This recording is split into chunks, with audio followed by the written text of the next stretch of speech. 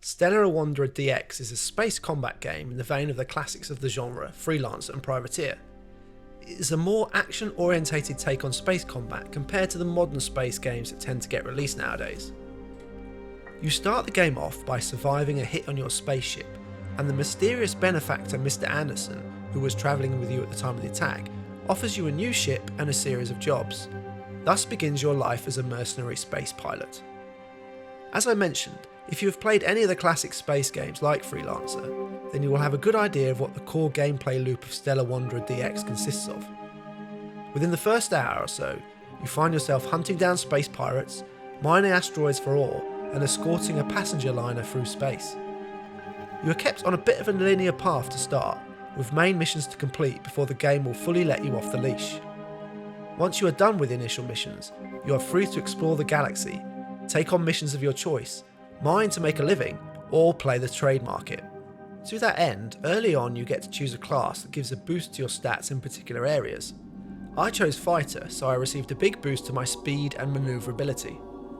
There is a levelling system that gives you points to spend in various categories as well, although I found it a tad opaque. The game doesn't tell you what the stats give you. Some are self-explanatory like damage, but it would have been nice to see some form of tooltip here. In terms of controls, I was playing with mouse and keyboard, but the game also supports HOTAS and controllers. You can speed up and slow down, roll the ship to try and dodge attacks, match speeds to another craft by the press of a button, and there is also a boost that will slowly drain an energy bar. One neat addition is a button that speeds up time, allowing you to move 4 times faster through space when there are not enemies around. All in all, I thought the mouse controls worked well, making both combat and movement feel fun. As you would expect, you can upgrade your ship, buying engines to increase your speed, better weapons, stronger shields, and a stronger power plant to empower all this. I didn't really explore the trade side of things, but you have access to a galaxy-wide market that you can easily check to see where you can buy and sell commodities to make the best profits.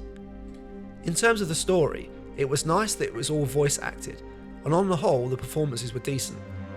I didn't get far enough into the story to make a real judgment on its quality, but the Mr. Anderson figure presented enough intrigue during our interactions that I wanted to find out more. There were a few places I felt the game fell down. The UI is fairly basic in terms of its presentation, and can look a bit ugly. Additionally, graphically it's not a powerhouse. It has that low poly look of a game from the Xbox 360 generation, but up-resed. This has a certain charm to it, but compared to other space games, it lacks that wow factor. Overall, I think Stellar Wanderer DX does a decent job of creating an action-style space game. It gets most of the basics right, and gives you the options you would want in one of these games. It isn't perhaps on the same level as a Freelancer, but it has heart, and for those looking for a fun space game, I think there is something here. Stellar Wanderer DX is out now on PC, currently $19.99 in both the UK and US. I hope you enjoyed the video. If you did, please consider liking, subscribing, all that good stuff really helps me out. Really appreciate anyone who takes time out to do that. Thanks for watching, and I'll see you again next time.